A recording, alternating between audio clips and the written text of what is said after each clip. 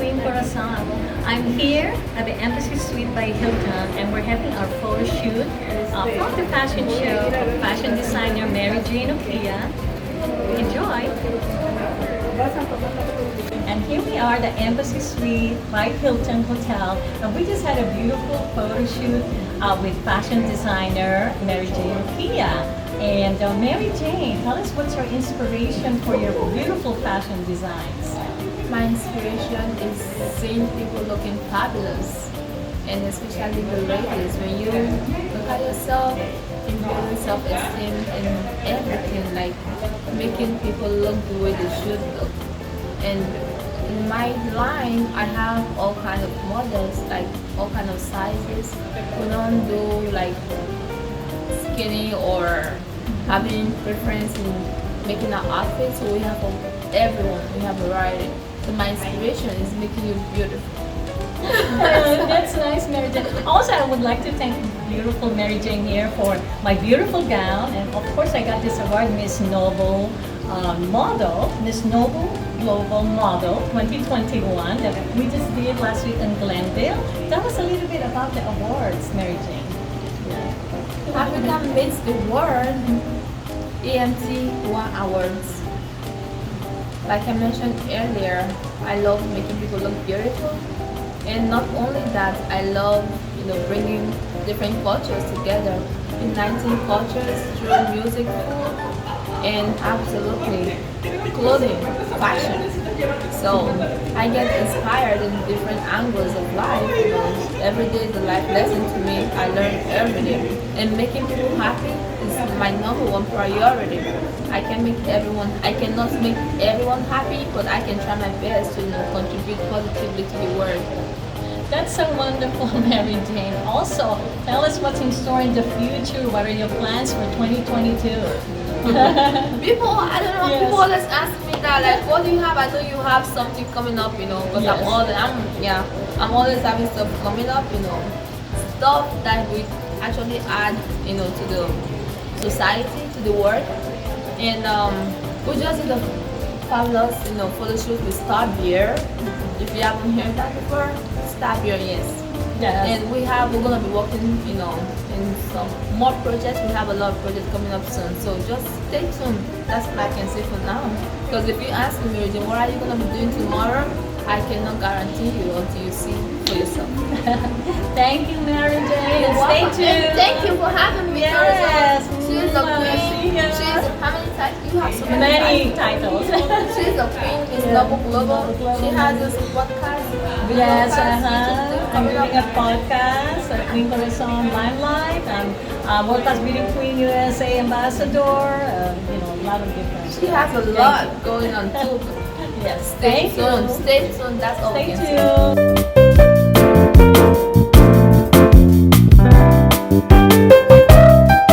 Good evening, everyone. This is Queen Corazon.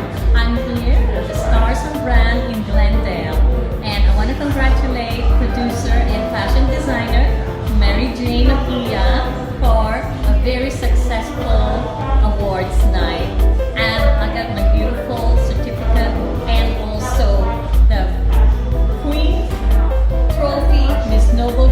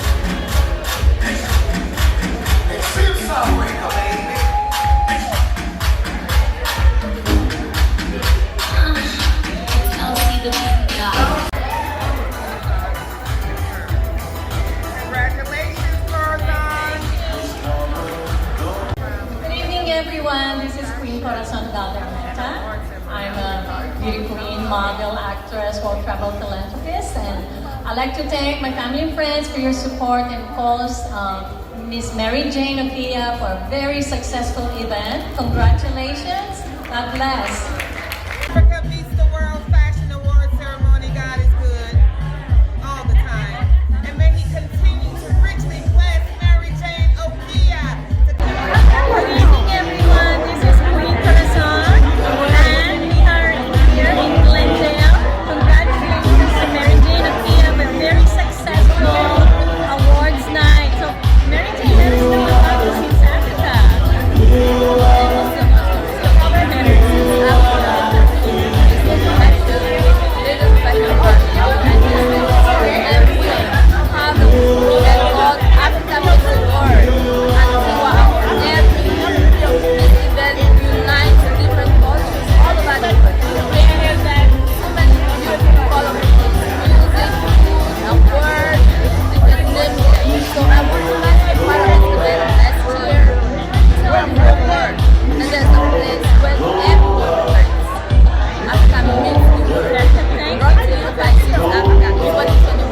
Also, thank you, Mary Jane, for this beautiful award, Miss Noble Global Model 2021. And I got this certificate and a beautiful trophy here. And good night, this is Queen Corazon.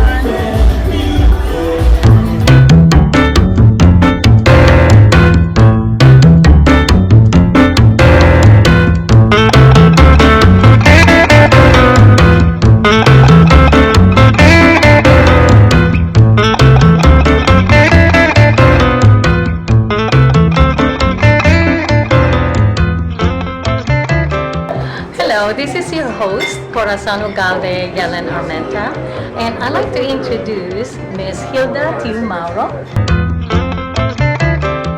Hello, this is your host, Corazon Ugalde, Yellen, and I'd like to introduce Miss Hilda Tiu Mauro, and she's the president and CEO of Gaza Charities Incorporated.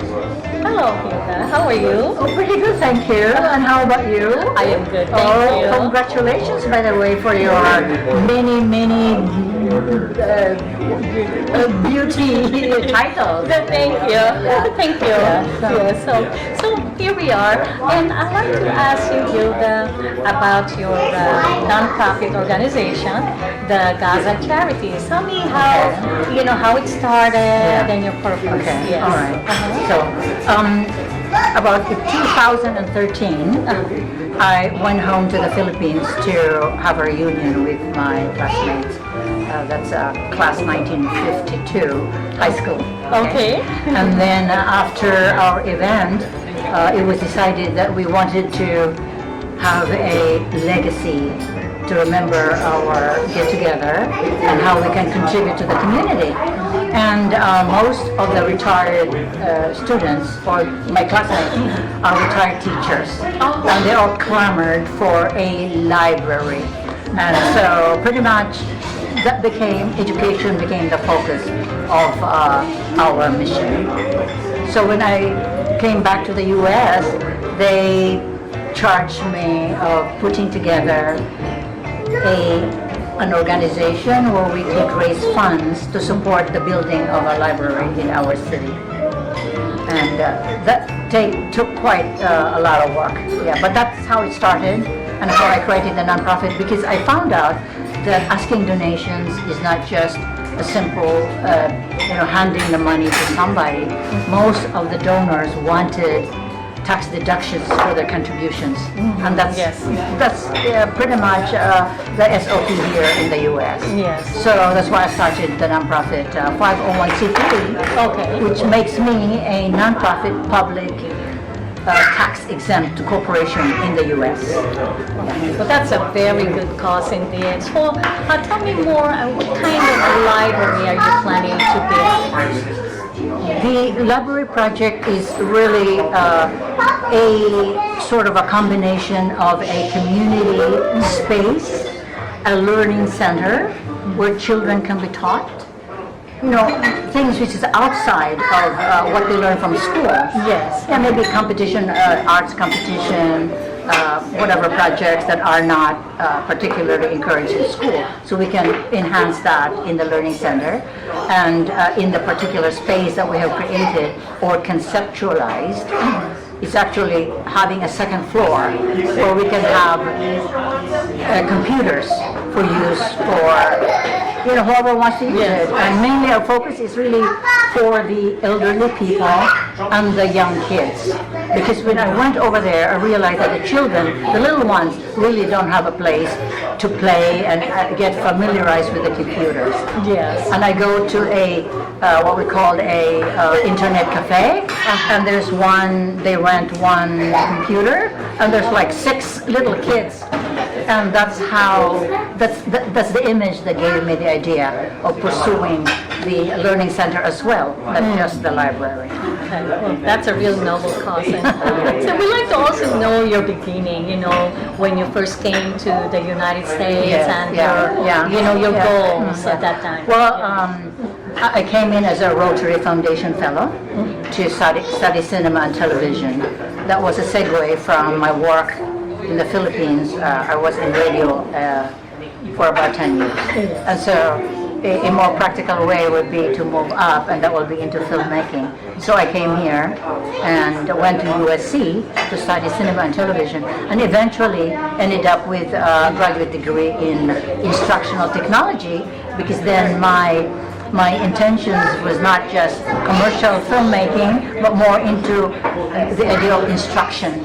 So that's why my master's is really in education. And so, which is sort of now, when I'm retired, it's just practical for me to use whatever my degree in education to probably help build the library and understand sort of the challenges in that particular area. My role was administering the department, but the majority, actually, believe it or not, in the graduate program, the computer science department are actually composed of Asian students. And the longevity of the Asian students are better than of the domestic students, what we call the Americans, because they go forward into finishing their graduate degree and into their PhD. And after that, of course, they go home and, help the prospective countries. Most of them, I know that after graduation, they actually go back to the countries. Some of them are on scholarship from their government, and they are under obligation to really go back and pay back to the government. But some of them, of course, if they are from being paid for by their families, because the tuition at USC is really very high. It's one of the most expensive schools in the U.S. And so if the family sends them to school, well, of course they'll find jobs here. That's great. Or whatever. So, with your background, what are your plans to help the Filipino community and Asian American community here in the U.S.? So let me break it down probably into a couple of parts. So when I retired and I decided that I probably want to go back and help back home as part of my bucket list. Yes. When we are at that age, then we decided we really have to go back to the community and help. And I decided also that here I can be supportive of the many Asian American talents that are in this country. Yes. And as our producer has mentioned, that he has really actually done research on that, and there are actually probably about 5 million Asian Americans, including those who are legal and the ones who are not documented. Yes. And it's really a rich pool of talents. And so as part of my thrust or mission as a nonprofit is not only in education, but also promote globally Filipino and Asian American arts and culture. And so at the moment, what I'm doing is helping out these young groups that are very talented young groups, whether in the genre of music or in theater or arts, whatever. And they want to form a group and they want to expose themselves to the community, but they don't have the resources for it. And they pull together and they want to raise funds. And they're also finding the difficulty of raising funds because people are asking for where I want tax exemption for my contribution, and so they approach me, and this is where I come in as what we call a fiscal sponsor to a group of people who are non-profit, having an intention of raising funds, but really cannot do it on their own because they don't have exempt status, and that's how I help them do the accounting part and whatever, to assist them and to let them grow. Yes. Oh, that's really good. Now, what are some of the groups so far that you have helped? Well, I have helped an arts group and to help them with their exhibition. But what they do is really like when they receive money for donations, they funnel the money through me, and I sort of do all the accounting for that, and then send the money back to them. And for that, small service, I get like a 5% for being a fiscal sponsor. So that's pretty much it. And that requires writing tax letters that they can present to the government if they are at some point audited for their donations. And helping with small companies, like how do you go about having doing business as, how to start your business, how to get social security numbers for the little companies. That's part of what I do. I advise those little non-profit groups of artists and whatever on how to start as a business. So, because I've also been an entrepreneur for about 20 years, so I understand those things. And as far as the public library, how close you are now when building it? Are you in the beginning stage? Yeah. So when we send a proposal to the mayor of my own city, and of course, if I want to start somewhere, I have to start somewhere closer to me, okay, and study from there. So when we approached the mayor, he decided right away, he was very happy with our intention, and he said, I'm going to give you the land for it. So he gave us a piece of land, and in the beginning it was a very tiny piece of land, and I said, I want like 1,000 square feet at least, okay?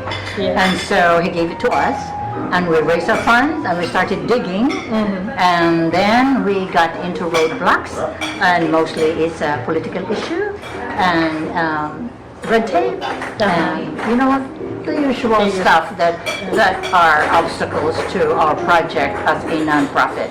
But right now we are going stronger. We've been going for 3 years. We continue soliciting funds and doing projects.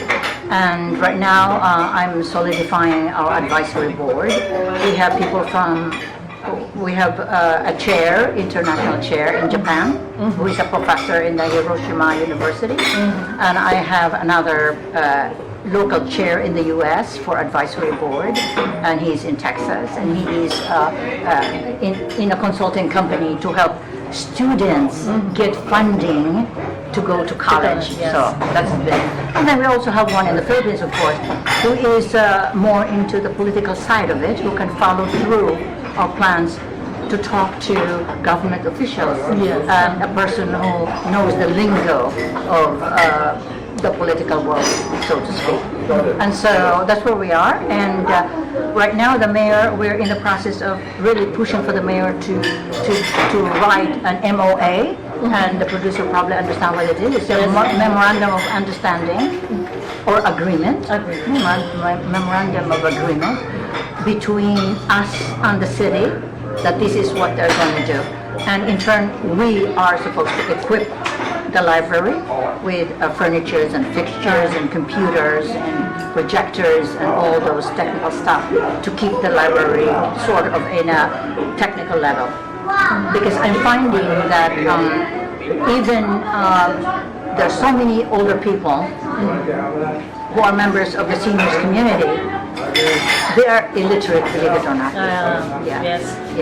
So when the library is there, it's going to be used as a venue to do seminars and training and workshops, because the main focus of most third world countries is really to address the issue of poverty and poor health. But in my understanding, one of the biggest reasons why there is so much of these issues is because of the ignorance of the populace. Meaning they don't know that they need to wash their hands before they eat, or they don't know that they have to go into a latrine to, to do their business. Okay, and with education, That will help. it will help, of course. And then for people who don't know how to use the land. Yeah. So a lot of these NGOs are going in to help them plan how to fish, how to conserve the forest and all that stuff. And this is mainly the need for education. Yes, And so the library is there as a conduit to assist the local government into reaching out into the community. And ultimate goal is to eradicate ignorance and illiteracy, but it's a big goal. Yes. Are there other future plans that you want to do in the future aside from this? Oh, well, and after that, if it goes, I mean, the pushing to build libraries in the Philippines is huge. Yes. There are about 46,000 barangays, of which the government wants to build what we call reading centers. Reading centers, Or yes. Use it as a community hall. Okay, and there are about 16,000 cities that need libraries. So they want to build libraries for congressional units in the Philippines. In my particular province, Negros Oriental, there's 3 districts, and they need libraries there. And then the cities also have 12 and the barangays. So that's a huge undertaking. Right. So, Well, with this, do you plan to expand then, all over the Philippines? Oh, So, yeah. Well, there are other NGOs who are doing this already. Right. So, We're just learning and getting to know each other like as brothers in our quest to help build the libraries. There are other NGOs that are already doing this, and they're very successful, but they're mostly in Luzon, area, areas, and closer to Manila, closer to where the government officials are, and most of them are like pork barrel projects. Okay, so. okay. Well, thank you very much, Hilda Timaro. Yes, it's my pleasure. Okay. Thank you so much. It was a pleasure Thank you for having you. inviting me. Okay. Yes.